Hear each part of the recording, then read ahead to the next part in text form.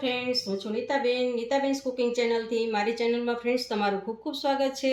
આજે હું તમારી સાથે શેર કરવાની છું પોપરિંગ. આ પોપરિંગ એટલી સરસ બનશે કે તે તમે માર્કેટમાંથી લેવાનું પણ ભૂલી જશો. એકદમ ટેસ્ટી અને માર્કેટમાં મળતી હોય તેના કરતાં પણ સરસ અને સાવ ઓછા ખર્ચામાં બની જાય તેવી આ પોપરિંગ્સ બનાવશું.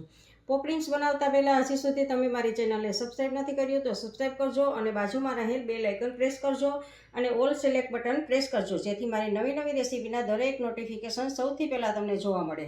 અને જો તમને વિડીયો ગમે તો વિડીયોને લાઇક અને શેર કરવાનું ભૂલતા નહીં.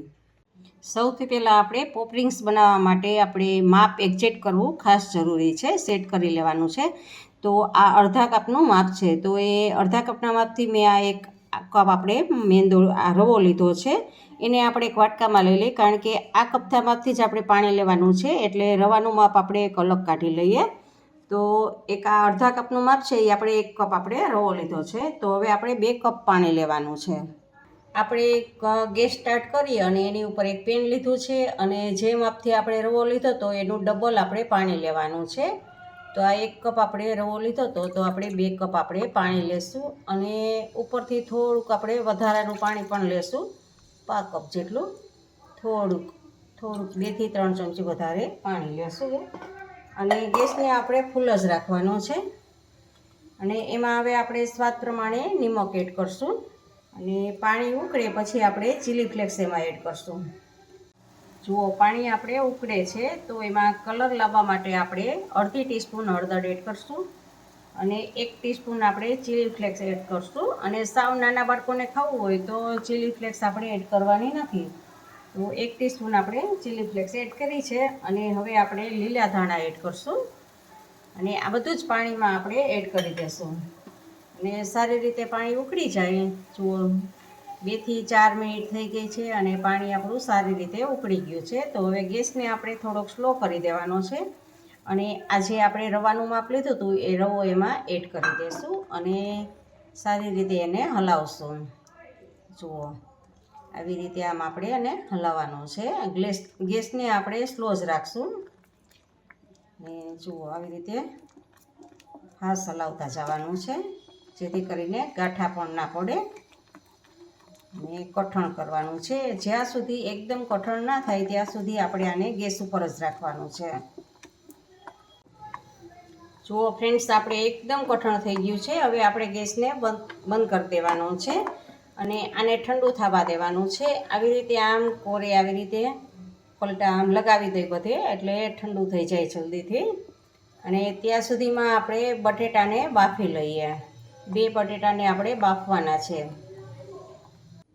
તો ફ્રેન્ડ્સ, આપણો આ રવો ઠળી ગયો છે. તો એમાં હવે આપણે બાફેલા બટેટા, 2 મીડિયમ સાઇઝના બાફેલા બટેટા છે, એને એકદમ છૂંદો કરી અને આમાં એડ કરશું આપણે અને સારી રીતે બધું મિક્સ કરી દઈશું. અને ફ્રેન્ડ્સ જુઓ, આમાં આપણે ક્યારેય તેલનો ઉપયોગ કરેલ નથી. જ્યારે આપણે તળશું ને ત્યારે જ તેલનો ઉપયોગ કરશું. અને અત્યારે આપણે થોડુંક લીસું કરવું હોય એકદમ સ્મૂથ, એટલે એ માટે હાથને કે ચોટે નહીં એ માટે આપણે તેલ લગાવશું. તો એકદમ સરસ સારી રીતે આમ મિક્સ કરી દઈશું. જો આમ મુઠ્ઠી વાળીને કરવાનું, એટલે એકદમ સરસ. કોઈ ગાંઠા રહી ગયા હોય તો એ ભાંગી જાય અને સરસ થઈ જાય. અને હવે જુઓ, આ લોટ બંધાઈ ગયેલો છે. તો હવે આપણે આને તેલ થોડુંક આપણે અડધી ચમચી જેટલું તેલ લેશું. જુઓ, હાથમાં તેલ લઈ અડધી ચમચી જેટલું અને ફરતું આમ લગાવી દઈશું, જેથી કરીને આપણે હાથમાં ચોટે નહીં. જુઓ, આવી રીતે આમ આપણે જુઓ ફ્રેન્ડ્સ, આમાં આપણે 3 થી 4 મોટી ચમચી કોર્નફ્લોર નાખવાનો છે, જેથી કરીને આપણો લોટ એકદમ સારો એવો સેટ થઈ જાય અને તમારી કીધે વણાઈ પણ સારી રીતે જાય. તો જુઓ, આ કોર્નફ્લોર એડ કર્યો છે અને હવે આપણે સારી રીતે મિક્સ કરી દઈશું. તો આપણો આ લોટ તૈયાર છે. હવે આમાંથી આપણે રીંગ બનાવવાની છે, પણ એક વખત આપણે હાથને સાફ કરી આવીએ.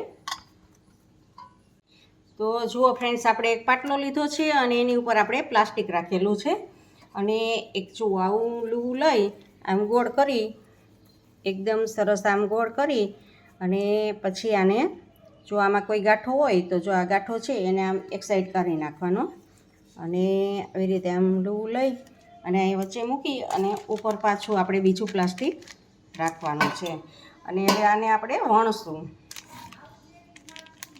તો જુઓ ફ્રેન્ડ્સ, આવી રીતે આમ વણશું એટલે વણવામાં ઇઝી પડશે તમને, કારણ કે બટેટું ને રવો હોય એટલે વણવામાં જો એમને વણશો ને તો સરખું નહીં વણાય, એટલે આવી રીતે જ વણવું જોશે તમારે. તો જુઓ ફ્રેન્ડ્સ, આવી રીતે આપણે વણી લઈએ.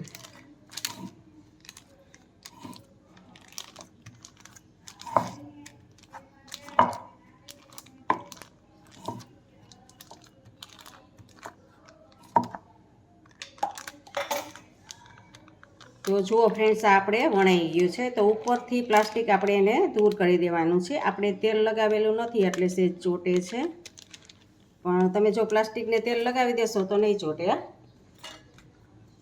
અને આપણે જો મેં એક આ માપ બનાવ્યું છે, તો આવી રીતે આમ તમારે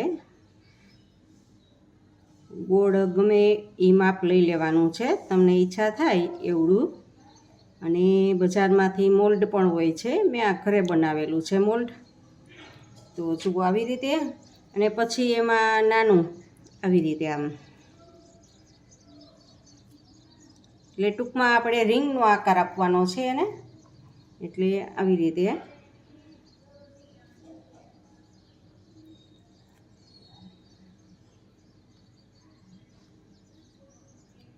જુઓ આ રિંગ તૂટી ગઈ છે તો એને આપણે સાંધીને ફિક્સ કરી દઈશું.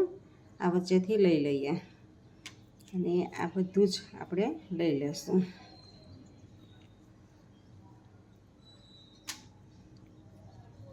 આપણી આ 4 રિંગ બની ગઈ છે. અને જુઓ, તમારે રિંગ ના બનાવવી હોય અને હાથથી જ કરવું હોય તો હાથમાં સેજ તેલ લગાડી દેશું એટલે આપણે ચોટશે નહીં.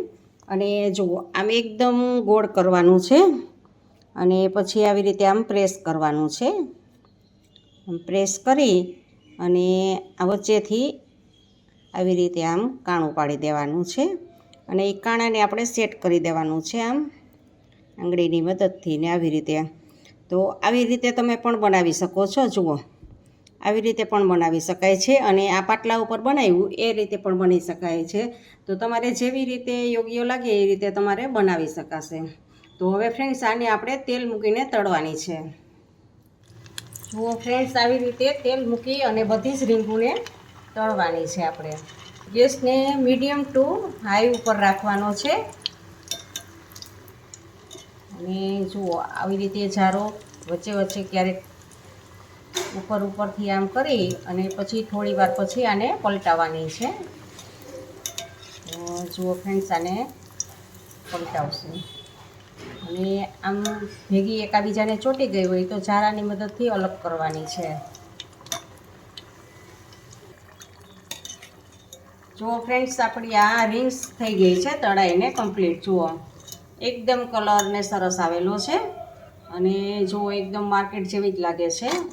તો આપણી આ રિંગ તૈયાર છે.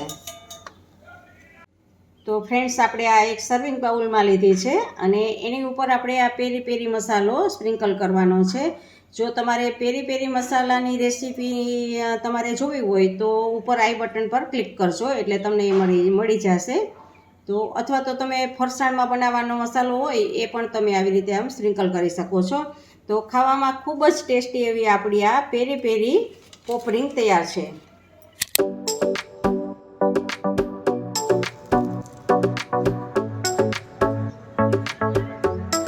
ફ્રેન્ડ્સ, તમને મારી રેસીપી કેવી લાગી તે કમેન્ટ બોક્સમાં કમેન્ટ કરીને મને જરૂરથી જણાવજો. ઇન્સ્ટાગ્રામમાં મારા પેજને ફોલો કરજો, મેં નીચે લિંક આપેલી છે. તમને આ રેસીપી ગમે તો લાઈક કરીને તમારા ફેમિલી મેમ્બર્સ અને ગ્રુપમાં શેર કરજો અને મારી ચેનલને સબસ્ક્રાઈબ કરવાનું ભૂલતા નહીં. આવજો, બાય. ફરી મળીએ નવી રેસીપી સાથે.